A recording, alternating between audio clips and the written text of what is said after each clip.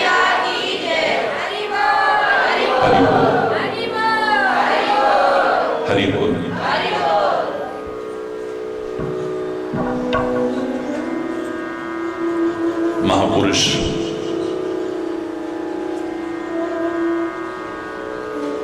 जो भी करते हैं वो एक राह बन जाती है।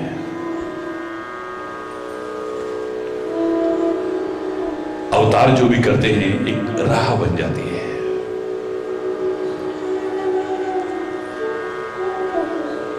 जिसका अनुसरण और अनुगमन करके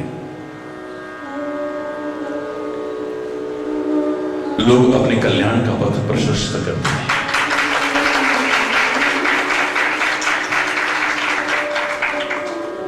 संतों की विशेषता यही है, सद्गुरु की विशेषता यही है,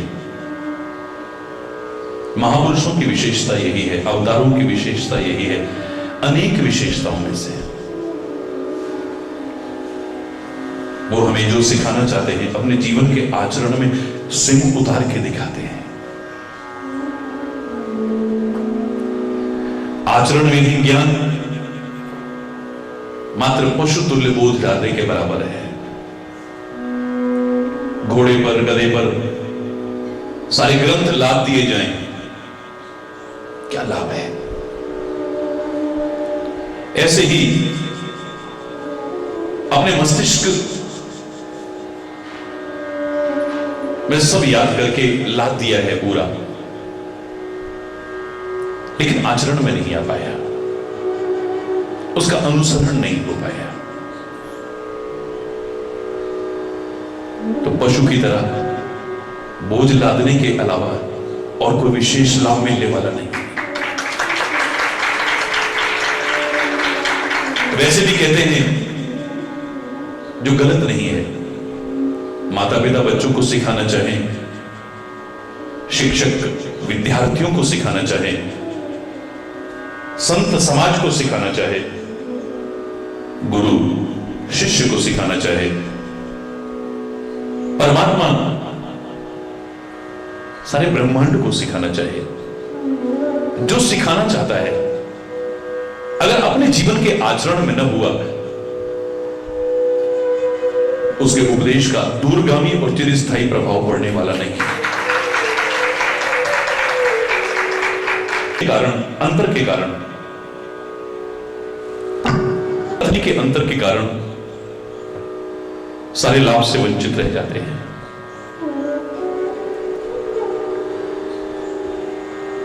मर्यादा पुरुषोत्तम श्री राम का चरित्र जन जन के लिए अनुकरणीय अनुसरणीय क्यों है? यहां कदम कदम पर सीमाएं हैं, मर्यादाएं हैं, और मर्यादा विहीन जीवन न अपने लिए कल्याणकारी हो सकता है न दूसरों के लिए। याद करो मैंने क्या कहा था, नदियां जब तक अपनी सीमा और मर्यादा में हैं, अपने किनारे लोगों को जीवन देती हैं, प्राण देती हैं, जल देती हैं, अन्न देती हैं, धान देती हैं, सब कुछ देती हैं। लेकिन जब कभी बाढ़ आ जाती है, वो नदियां सामान्य नदी तो क्या, देव नदी गंगा जी भी क्यों ना हो, बाढ़ आने के कारण अपनी सीमा और मर्यादा को जब लांघ जाती है, अपने किनारे के लोगों को जो जीवन देती थी, प्राण देती थी, उनकी जान लेने वाली बन जाती है।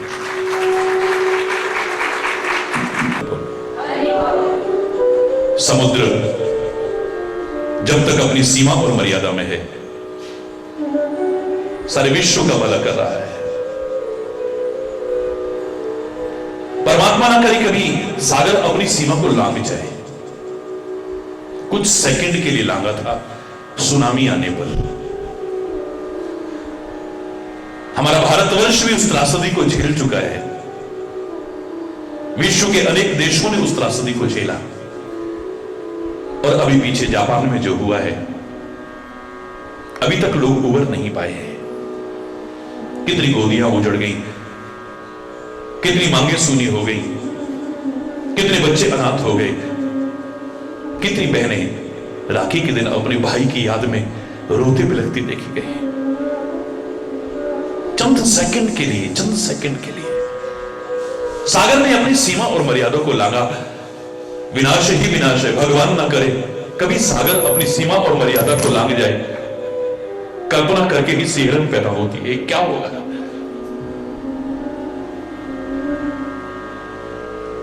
याद करो, मैंने कहा था, लोग कहते हैं सीता ने लक्ष्मण रेखा को लांघा था, लक्ष्मण एक रेखा को खींच गए थे और कहा था कि इसकी बाहर मत जाना कभी।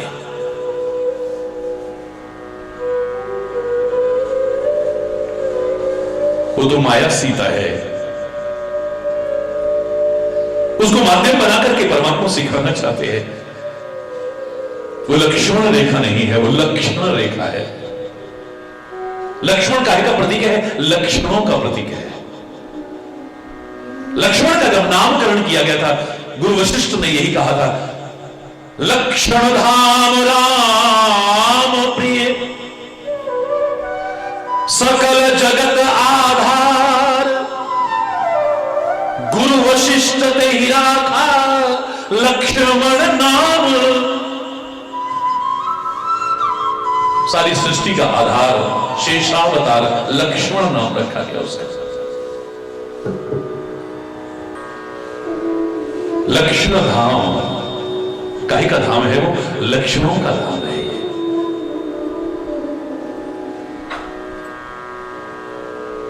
व्यक्ति की पहचान काहे से होती है? लक्षणों से होती है। किसी के अंदर कोई झांक के नहीं देखता है कि ये क्या है।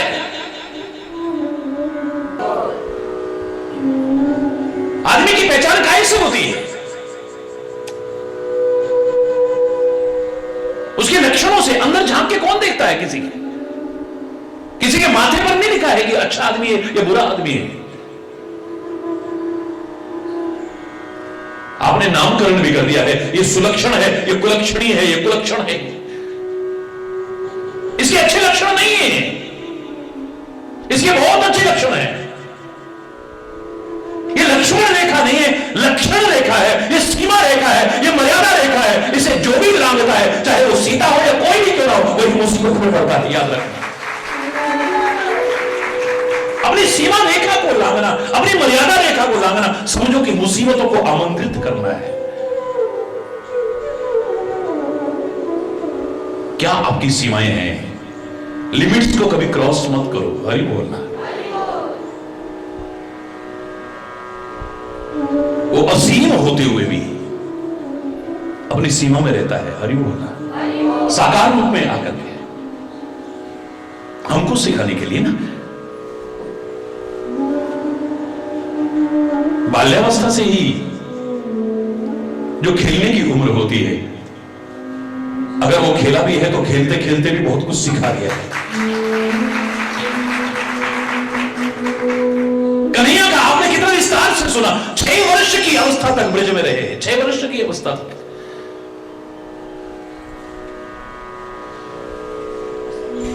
मैंने कल भी कहा कितने राक्षसों का वध किया है,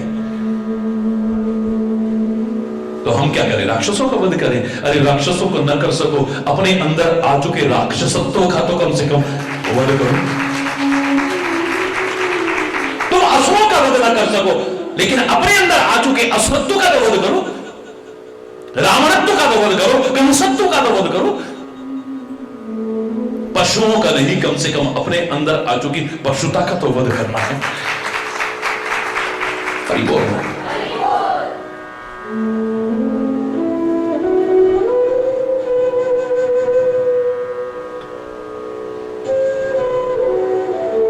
क्या क्या कहूं मैं कृष्ण कन्हैया का बालपन, यारो सुनो ये ब्रज के बसैया का बालपन। क्या बात, उसका बालपन का। एक छोटे से बच्चे के अंदर कहां से इतनी समझ आ गई? पर कहते हैं ना, पूत के पांव पालने में दिखे जाते हैं। ये खाली कृष्ण की बात नहीं है, ये राम की बात नहीं है, ये खाली महाराज जी की बात नहीं है, बड़े बड़े महापुरुषों की बात नहीं है। एक सामान्य व्यक्ति के भी बाल्यावस्था से तेवर पता लग जाते हैं, ये क्या बनने वाला है, क्या करने वाला है। वो विलक्षणता, वो अद्भुतता, वो अलौकिकता प्रारंभ से ही नजर आने लग जाती है। हरि बोलना। इतनी छोटी अवस्था में यमुना प्रदूषित हो चुकी है, ये भाव आज इतने सालों में अभी तक लोगों के मन में नहीं आया। प्रदूषण मुक्त करने के लिए अरबों खरबों लोग खा गए, फिर भी आचरण करने योग्य तक नहीं छोड़ा है उसको।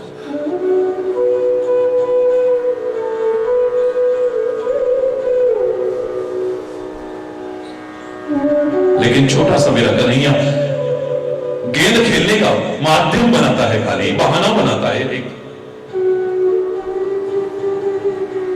मारता है डोल, गेंद यमुना में जाके गिरती है। बच्चे कहते हैं हमारी गेंद लाओ, हमारी गेंद लाओ, कूद जाता है।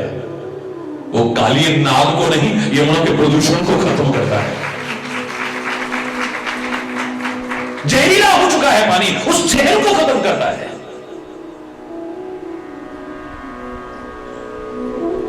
पर्यावरण के संरक्षण के लिए कितना महान चिंतन, मैंने कल विस्तार से आपसे कहा। कदम का सहारा लेकर के, वृक्षों का सहारा लेकर के बांसुरी बजाता है।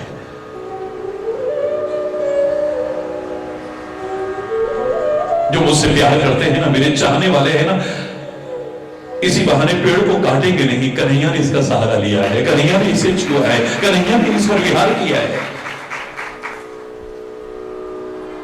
मेरे ब्रज की बहन बेटियां नग्न होकर के नदी में स्नान करती हैं, नग्न होकर के सरोवर में स्नान करती हैं। वानर है इस भूमि में, कभी वानर अगर वस्त्र उठा के लेंगे तो क्या होगा? राक्षस है यहां पर, अगर कभी राक्षस वस्त्र उठा करके लेंगे तो क्या होगा?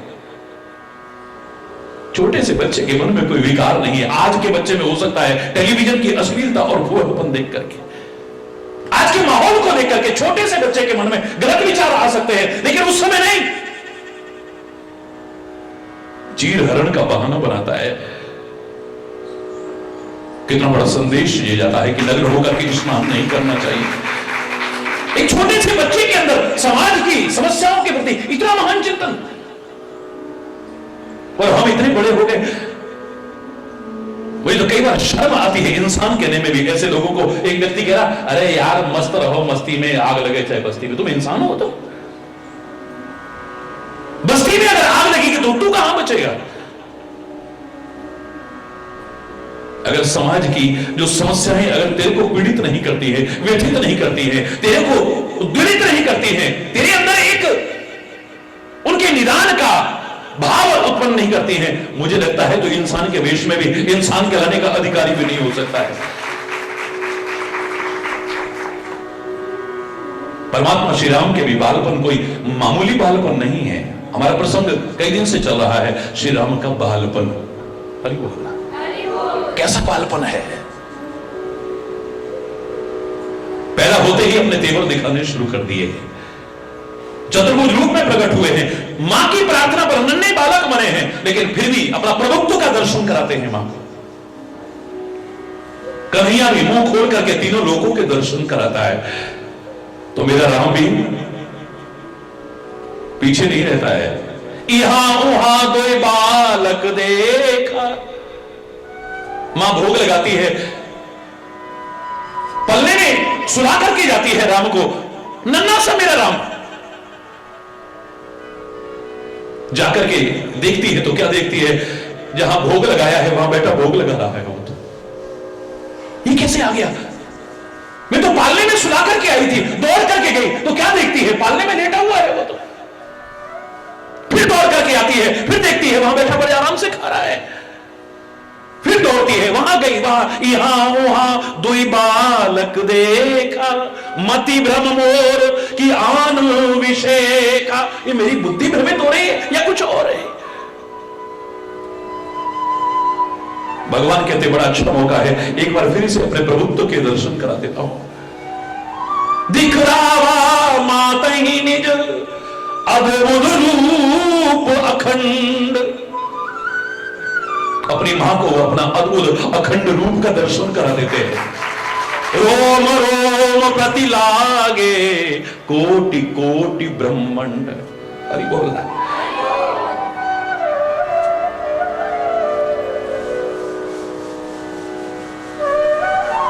तभी तो कहते हैं ये है बालपन। आज बच्चों में बालपन है ही नहीं।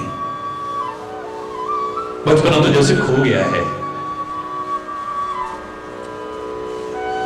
वो गलत नहीं कहा किसी गजल गाने वाले ने, ये दौलत भी ले लो, ये शोहरत भी ले लो, चाहे मुझसे ले लो ये मेरी जवानी, और मेरा बचपन लौटा दो, वो कागज की कश्ती, वो बारिश का पानी, वो लौटा दो मुझे। मैं कागज की छोटी छोटी जो कश्तियां बनाया करता था, पानी में तैराया करता था, ऐसे एक रॉकेट सा बनाया करता था, उड़ाया करता था, वो सब खो गया है। अभी होश नहीं संभाला है, इतना बड़ा बस्ता लाद दिया गया है, पढ़ाई का इतना भार डाल दिया गया उस पर। स्कूल जाता है, वापस आते ही ट्यूशन पर चला जाता है, फिर ये करता, बच्चा बचपना खो गया है, खो गया है बचपना कहीं। वो बाल सुलभ चंचलता, चपलता नजर ही नहीं आ रही है। जिसको देखो, महाराज जी हमारे बच्चे बड़े चंचल है। अरे बच्चा नहीं चंचल होगा तो बुढ़ा चंचल होगा, लेकिन चंचलता स्वाभाविक होनी चाहिए, बाल सुलभ चपलता होनी चाहिए, बाल सुलभ, जहां कोई विकार ना हो, कहीं गंदगी ना हो, कहीं दोष ना हो, कहीं बुराई ना हो, जहां पर कहीं विकृति ना हो, जहां पर कहीं भेदभाव ना हो, जहां पर मन में गांठें ना हो, जहां पर हरि बोल,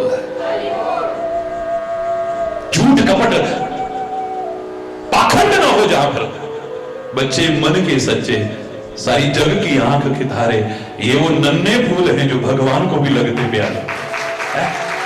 कोई गांठ नहीं है, इसने तब हमसे कहा, तब इसने ऐसा कहा, जिंदगी भर रोते रहे हम।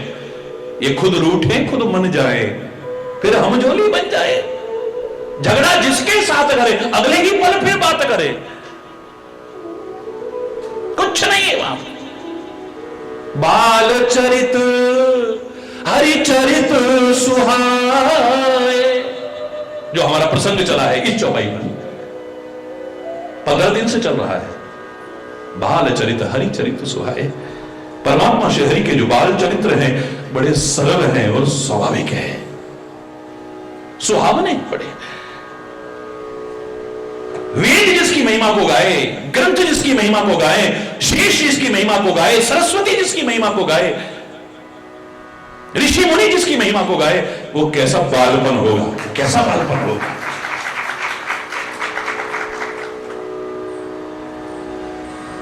मैं तो कहता हूं जिसका मन इनसे नहीं लगा है ना, सबसे बड़ा दुर्भाग्यशाली जीव वही है संसार में।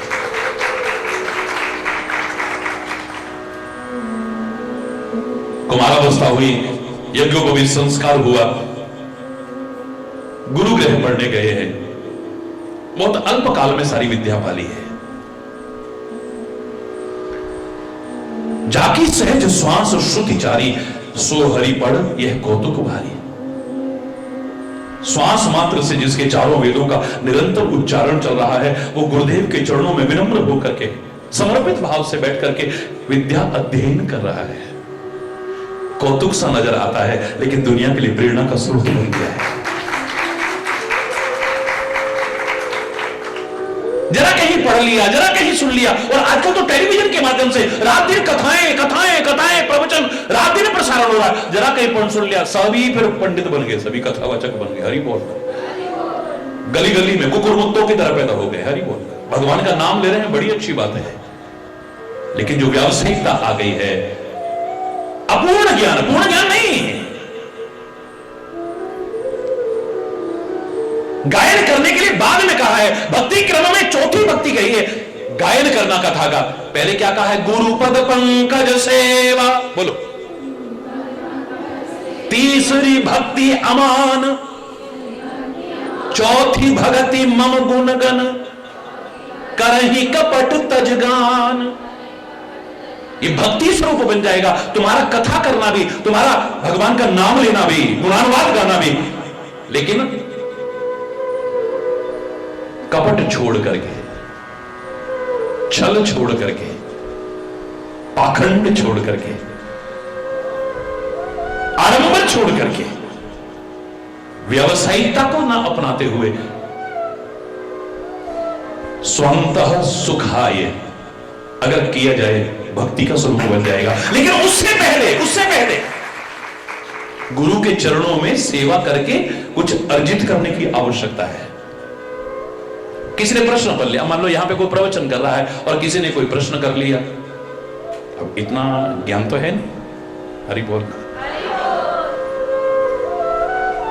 और आपने जवाब ना दिया, फिर ना सुनने का मजा आएगा ना सुनाने का मजा आएगा। हरि बोल।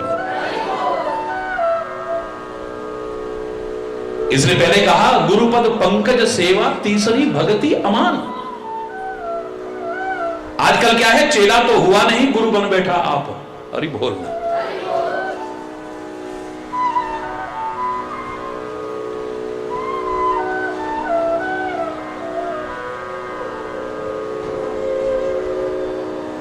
वेद गा रहे हैं, ग्रंथ गा रहे हैं, जिसकी महिमा वो गुरुदेव के चरणों में विनम्रता पूर्वक बैठ करके विद्या अध्ययन कर रहा है। उसने कभी नहीं कहा ये क्या सिखाओगे, तो सब मैं जानता हूं, मुझे क्या बताओगे। विश्वामित्र के लिए तो तुलसी बड़े अच्छे शब्दों का इस्तेमाल करते हैं, विद्या निधि कहूं विद्या दीनी, विद्या निधि कहूं, और क्या पहचान करके, विश्वामित्र प्रभु ने जिए चीनी। विश्वामित्र ने पहचाना ये तो परमात्मा है साक्षात, विद्या के भंडार को विद्या प्रदान कर रहा है। वाह वाह। एक बार भी कहा उन्होंने, मुझे क्या सिखाओगे तुम। हरि बोलना। जरा जरा सा पढ़ सुन करके हम, हरि बोलना।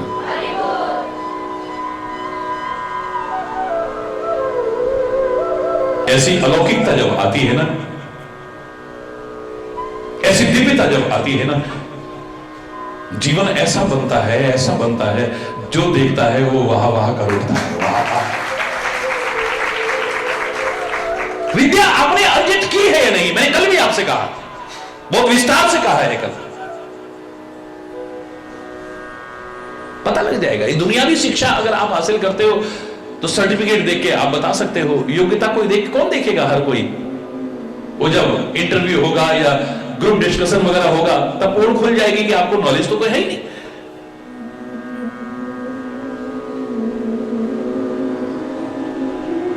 लेकिन आपने शिक्षा हासिल की है, इसका प्रमाण पत्र मिल जाएगा आपको, आप ग्रेजुएट हैं, पोस्ट ग्रेजुएट हैं, आपने ये कर रखा है, आपने वो कर रखा है। लेकिन जिसे सच्चे अर्थों में विद्या कहा जाता है, उसमें कई बार ऐसे भी लोग आ जाते हैं जिन्होंने चाहे संसार की कोई डिग्री हासिल ना की हो, लेकिन बड़े बड़े डिग्री वाले भी उन पर रिसर्च कर रहे हैं। मसीका दर्द छुओ नहीं, कलम गही ना हाथ, कबीर जैसा, जिसने कलम दबात कभी देखी नहीं, कभी कागज उठा के नहीं देखा है, उस कबीर पर लोग रिसर्च कर रहे हैं।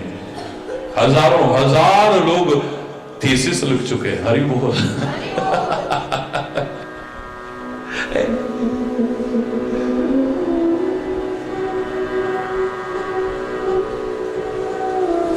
जो सच्चे अर्थों में विद्या कहलाती है, विद्या जिसे कहा जा सके, उसकी कैसे पहचान होगी? मेरी सबसे बड़ी पहचान है विद्या का जो फल है, विनय, विनम्रता, वो आपके अंदर आ जाएगी। विद्या ददाति विनयम, विद्या विनय प्रदान करती है। मैंने कल भी कहा, अगर आप सुपात्र हैं तो, कुपात्र हैं तो विद्या विवादाय, फिर आपकी विद्या विवाद के काम आती है। फिर विनम्रता नहीं आती है आप में, अकड़ आती है आप में, बहस करते हो आप, तो तू ज्यादा जानता है क्या, मैंने भी बहुत पढ़ा है, मैंने भी बहुत सुना है, मैंने भी बहुत करा। अरे बोलना, सुपात्र बन करके, सुपात्र अगर विद्या अर्जित की जाए, विनम्रता आती है। श्री राम ने विद्या अर्जित की है, इसका प्रमाण है क्या? विद्या विनय, बोल, निपुण गुणशीला, विद्या और विनय में निपुण है, और निपुण काहे में? गुणों में निपुण है। एक एक अच्छाई लाते गए, एक एक अच्छाई लाते गए।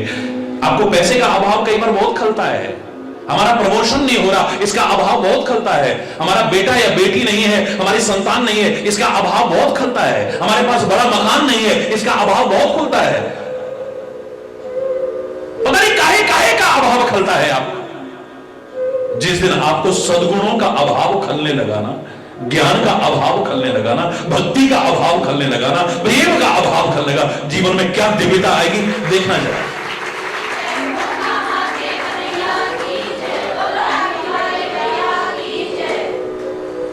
धन से गुण नहीं आते हैं, लेकिन गुणों से धन।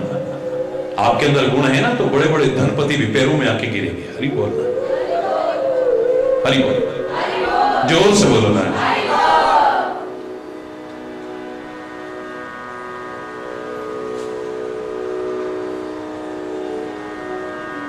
गुण का अभाव करे, ये भी गुण मेरे में आ जाए, ये भी गुण मेरे में आ जाए, ये गुण मेरे में आ जाए, ये भी मेरा दुर्गुण दूर हो जाए, ये भी मेरा दुर्गुण दूर हो जाए, ये भी मेरा अवगुण दूर हो जाए। खाली हम यही ना गाते रह जाएं, प्रभु मोरे अवगुण चित्त न करो। हमारे जो अवगुण है ना, परमात्मा उनको ध्यान में मतलब क्यों ना लाएंगे ध्यान में। पहले जो हो चुके हैं ये प्रार्थना उसके लिए है, अनजाने में जो हो गए ये प्रार्थना उसके लिए है।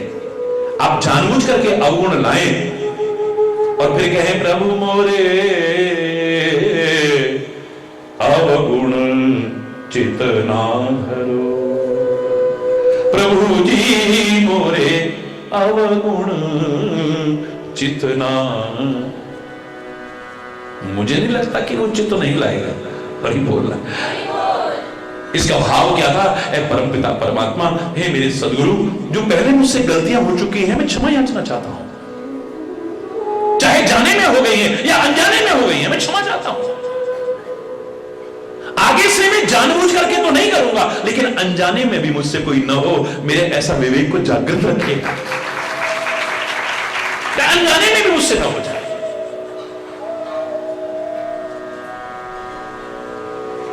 एक एक गुण लाओ, गुणों के भंडार बन जाओगे। सिमट सिमट जल बरई तलावा, जिमी सदगुण सज्जन वही आवा। खाली से खाली तालाब भी सिमट सिमट करके जल आए, तालाब लबालब भर जाते हैं। एकदम से नहीं भरता है पानी, एक साथ नहीं भरता है, थोड़ा थोड़ा आते आते आते आते आते भी बड़े बड़े तालाब भर जाते हैं। ऐसे एक एक गुण लाते लाते भी एक दिन तुम गुणों के भंडार बन जाओगे।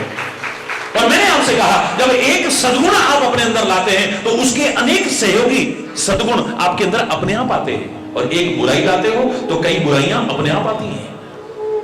चारपाई का एक सिरा खींचो, तीन साथ में अपने आप आते हैं। बोलना, जोर से बोलना।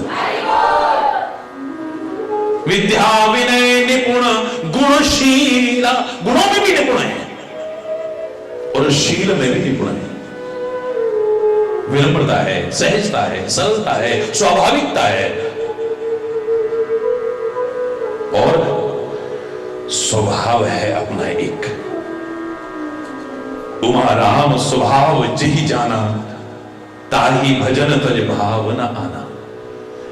ऐसा स्वभाव है जिसको अगर किसी ने भी जान लिया उसी का ही होकर के रह गया। कदम कदम पर उसकी कृपा का अनुभव होता है, उसके हर विधान को फिर आदमी मंगलकारी समझने लग जाता है। इसमें भी मेरी भलाई है, इसमें भी मेरी भलाई है, चाहे उसकी कठोरता है तो भी मेरी भलाई है, उसकी कोमलता है तो भी मेरी भलाई है, उसका मार है तो भी मेरी भलाई, उसका प्यार है तो भी मेरी भलाई। भलाई के अलावा कुछ है ही नहीं। एक डॉक्टर अगर मीठी गोली देता है तो समझदार व्यक्ति कहता है इसमें भी मेरी भलाई है। कड़वी गोली दे तू, बोलो ना, तो भी मेरी भलाई है। चीरा लगाएगा तो, बोलो ना, तो भी मेरी भलाई है। ऑपरेशन करके फाड़ेगा तो भी मेरी भलाई है। और जहर आगे फैलने लगे, महत्वपूर्ण से महत्वपूर्ण अंग तक को काट के फेंक देते हैं, लेकिन उसमें भी कोई दुश्मनी नहीं, हमारी भलाई ही छुपी हुई है। हमारी भलाई छुपी हुई है। जो कर रहा है, जिस दिन हम उसका स्वभाव जान गए, स्वभाव यानी अपना भाव, जो मैंने कल भी विस्तार से आपसे कहा, हम में से अधिकांश के स्वभाव नहीं। हमसे कोई प्यार से बोल लिया, स्वभाव कुछ और है, जरा गुस्से में बोला तो सारी पोल खुल जाएगी। हरी बोलना, जोर से बोलो ना। हमारा किसी ने सम्मान कर दिया, स्वभाव कुछ और है, जरा निरादर कर दिया तो फिर तो हरी बोल, जोर से बोलो ना। हमारे मन के अनुकूल हो गया, बड़ा अच्छा स्वभाव है, जरा मन के प्रतिकूल हुआ तो इसे स्वभाव नहीं कहते। जो किसी के भाव से बदलता हो वो स्व माने अपना, वो स्वभाव नहीं है। स्वभाव वो है तो सामने वाला चाहे जो करे लेकिन मेरा भाव परिवर्तित ना हो, उसे स्वभाव कहते हैं। स्व माने अपना भाव, जो किसी के भाव से परिवर्तित ना हो। कबीरा खड़ा बाजार में सबकी मांगे खैर, ना काहू सो दोस्ती ना काहू सो वैर। बीच बाजार में खड़ा हुआ है कबीर, दोनों हाथ फैला के कहता है, ऐ मेरे परमपिता परमात्मा, सबके लिए खैर मांग रहा हूं, सबका भला हो, सबका भला हो। नानक नाम चढ़दी कला, तेरे पाने सर्वत्र भला। जो भला करे उसका भी भला, जो बुरा करे या बुरा चाहे उसका भी भला हो। इसको कहते स्वभाव। बुरा चाहने वाले का भी जो अच्छा चाहे, बुरा करने वाले का भी जो अच्छा चाहे, शत्रुता रखने वाले के प्रति भी मैत्री भाव रखता हो, करुणा रखता हो, वात्सल्य रखता हो, कृपा का भाव रखता हो, क्षमा का भाव रखता हो, उदारता रखता हो, उसी को संत कह सकते हैं, किसी और को नहीं, क्योंकि उसका स्वभाव है। स्वभाव की विशेषता कैसे है? जैसे गुलाब का पुष्प है, वाह,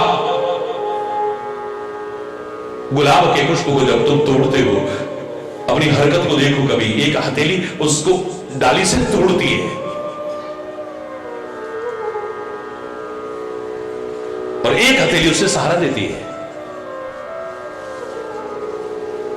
यही तो करते हो ना जब आप पुष्प चुनते हो, चाहे वो चमेली का हो या चंपा का हो या गुलाब का हो या किसी भी चीज का हो। आप क्या करते हो? एक हथेली से तोड़ते हो, दूसरी में हाथ में रखो, या टोकरी है या थैला है, जो भी जिससे में ऐसे करके एक सहारा देता है, एक उसे उजाड़ता है उसके घर से, एक हाथ।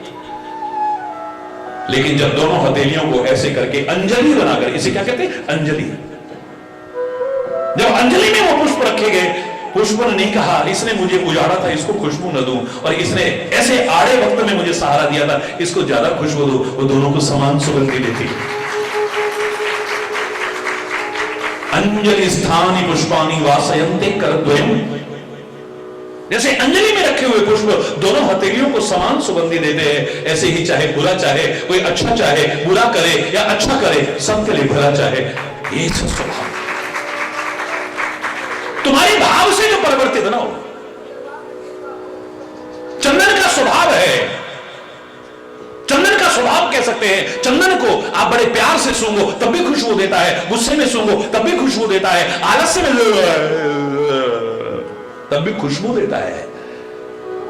उसे घिस डालो तो रगड़ डालो फिर भी खुशबू देता है, कुल्हाड़ी से टुकड़े टुकड़े कर दो फिर भी खुशबू देता है, यहां तक कि आग में जला के खाक कर देना फिर भी खुशबू फैलाएगा। इसको स्वभाव कहते हैं। बिच्छू को बड़े प्यार से पकड़ो तब भी डंक मारेगा, गुस्से में पकड़ो तब भी डंक मारेगा, धोखे से पैर पड़ गया तब भी डंक मारेगा। उसका स्वभाव है, वो सर्प का स्वभाव है, दुष्ट का स्वभाव है। परमात्मा से विमुख व्यक्ति का अपना स्वभाव है और परिपक्व स्वभाव है, तुम उसे बदल नहीं सकते हो। काहे को उसके साथ बहस कर रहा? हम सोचते हैं उसके मन में भी जरा श्रद्धा आ जाए, अरे तू अपनी श्रद्धा मत खो बैठना कहीं। हम सोचते हैं वो भी सुधर जाए, उसे सुधारते सुधारते तू मत बिगड़ जाना कभी। महापुरुषों ने कहा था, तजोरे मन हरि विमुखन को संग, तजोरे मन हरि विमुखन को संग, तजोरे मन हरि विमुखन को संग। जिनके संग कुमति उपजत है, परत भजन में भंग। जिनके संग कुमति उपजत है, परत भजन में भंग, परत भजन में भंग। तजो मन हरि विमुखन को संग, तजोरे मन हरि विमुखन को संग, तजोरे मन हरि विमुख को संग। खर को कहा अर्घ जालेपन, खर को कहा अर्घ जालेपन। इतना सारा चंदन के साथ, इतना सारा, कितना टाइम लगा होगा, कितनी मेहनत लगी होगी। हरि बोल। कितना पैसा भी लगा होगा। अरे हम लगाते हैं, चलो ये पड़ोस में गधा रहता है ना, इसको भी लगा देते हैं फिर। इसके शरीर से भी खुशबू आएगी। सारे बदन पर लगाया, सारे बदन पर इतनी मेहनत करके, इतना सारा चंदन, लेकिन 2 मिनट बाद क्या देखा, वो गधा तो धूल में लौट रहा है। सारी मेहनत बेकार हो गई है। खर को कहा अर्घ जालेपन, खर को कहा अर्घ जालेपन। स्वान नहाए गंग, स्वान नहाए गंग। कहा भयो पैपान कराए, कहा भयो पैपान कराए। विष नहीं तजत भुजंग, तजो मन हरि विमुख को संग। तजो रे मन हरि विमुख को, हरि विमुख को, हरि विमुख को संग। जो धर्म से विमुख है,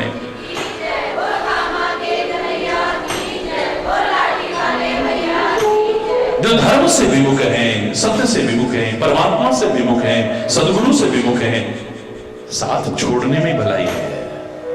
उनको सुधारते सुधारते कहीं तुम मत बिगड़ जाना।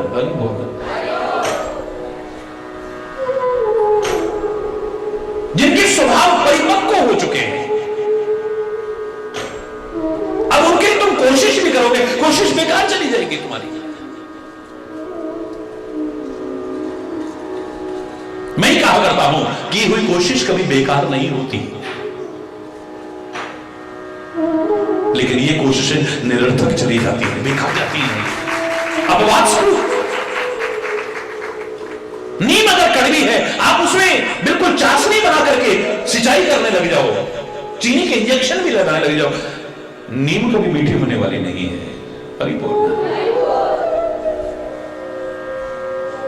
कितनी खाने पीने की चीजों में मिलावट करते हैं, कैसे कैसे इंजेक्शन, सुन सुन करके ही बड़ा विचित्र सा लगता है। लेकिन करेले में आप कितने भी लगाओ, वो कड़वा ही रहेगा। कड़वी तुम को चाहे आप सारे तीर्थों पर स्नान करा के ले आओ, वो कड़वा ही रहेगा। एक कौवे को चाहे आप कितना भी सुंदर पकवान रख दो सामने, लेकिन जहां उसको कीड़ा चलता हुआ देखेगा ना, उसी पर मुंह मारेगा। मैंने कहा था ना, एक आम के बगीचे में, एक आम के पेड़ पर, एक शाखा पर मैंने तोते को बैठा देखा, एक कौवे को बैठा देखा, एक गिद्ध को बैठे देखा, एक कबूतर को बैठे देखा। उनको देख करके और उनकी हरकतें देख करके एक इतना दिव्य उदाहरण बन गया। पके पके रसीले मीठे मीठे आम, लेकिन गिद्ध का ध्यान वहां पर नहीं है। हरि बोल। बगल में है रसीले रसीले आम, मीठे मीठे आम है, पके हुए। उसकी दृष्टि भी नहीं जाती है, उसकी नाक भी उसकी तरफ आकर्षित नहीं होती है, ध्यान भी नहीं जाता है वहां पे। हरि बोलना। उस गिद्ध का ध्यान कहां है? 1.5 किलोमीटर दूर एक भैंस मरी पड़ी है, उस पर निगाह है। क्योंकि गिद्ध की दृष्टि अपार, गिद्ध की दृष्टि बहुत दूर तक देख लेती है। उसका ध्यान वहां पर लगा हुआ है।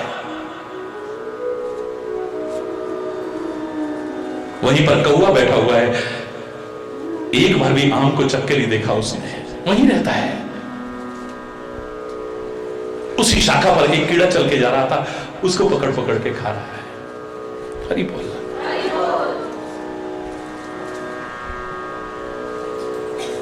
वहीं पर तोता भी बैठा हुआ है, जिसको कोई लालच नहीं है आम खाने का, उसको तो चखने की आदत है, बस टुक मारा जरा सा।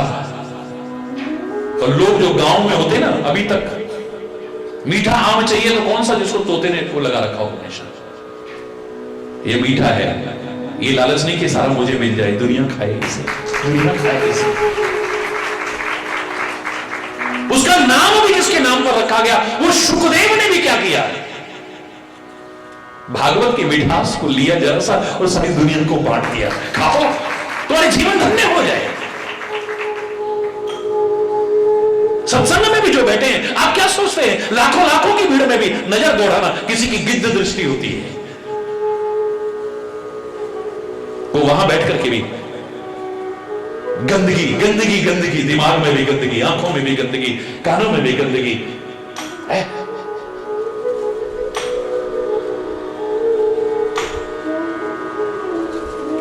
बड़े बड़े मंदिरों में जाओ ना, आपका ध्यान होगा ठाकुर जी की तरफ, लेकिन पुजारी का ध्यान होगा आपके जेब की तरफ। हरि बोलना।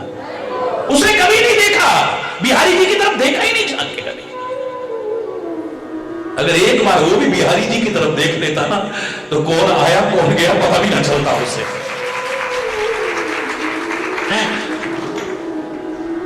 उसने तो ये देखा कि क्या कौन दे सकता है, किसकी जेब से क्या निकाला जा सकता है। हरि बोलना, जोर से बोलो। उसकी दृष्टि इसी पर है खाली।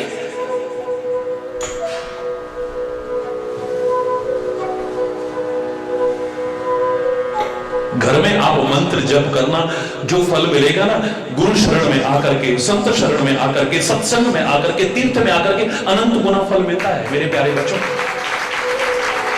कोई पुण्य वहां पर आप करना, यहां आकर के करो, अनेक गुना फल मिलेगा। लेकिन जब पुण्य का अनेक गुना फल मिलता है, तो पाप का भी फिर अनेक गुना फल मिलता है, याद रखना। वहां पर पाप करोगे ना, जितना फल मिलेगा वो तीर्थ में आकर के, सत्संग में आके करोगे तो उसका अनंत गुना फल मिलेगा। मैं नहीं कह रहा, मानस में कितने प्यारे शब्द हैं, रावण के सिर काट रहे हैं राम जी, लेकिन फिर बढ़ जाते हैं, नहीं, फिर काटते हैं, फिर बढ़ जाते हैं, काटते हैं, फिर बढ़ जाते हैं। वह तुलसी क्या उपमा दी है ऐसे में, काटही पुनि बाढ़ई नए, जिमि तीरथ कर पाप। बार बार श्री राम जी काटते हैं उसके सिरों को, सिर फिर बढ़ जाते हैं। बोले कैसे बढ़ रहे हैं, काटने पर खत्म क्यों नहीं हो रहे हैं? बोले जैसे तीर्थ पर आकर के जो पाप किया जाता है, कितना भी फल भोगने के बाद फिर भी खत्म नहीं होता है। यहां आकर के भी दृष्टि अगर गलत देखती रही, यहां आकर के भी कान गलत सुनते रहे, यहां आकर के भी जबान बकवाद करती रही, यहां आकर के भी मस्तिष्क में गलत चिंतन चलता रहा, यहां आकर के भी हृदय में गलत भाव आए, यहां आकर के भी पैर अगर गलत तरफ जाने को तैयार हुए, तो भगवान बचाए फिर उसका फल भोगने से। हरि बोल, जोर से बोल रहे हैं, और जोर से बोल रहे हैं। स्वभाव नजर आना चाहिए, स्वभाव। और मेरा राम बालपन में ही निपुण गुणशीला, निपुण गुण और शील में, स्वभाव में निपुण है। कैसा है शेष, कल आज यहीं पर अगर कोई गलत शब्द निकला हो उसके लिए क्षमा चाहता हुआ अपनी वाणी को विराम देता हूं। एक बार जोर से बोलेंगे, धर्म की अधर्म का, प्राणियों में विश्व का, गौ माता की, भारत माता की, गंगा माता की, संत समाज की, भारत की देवियों की, भक्त समाज की,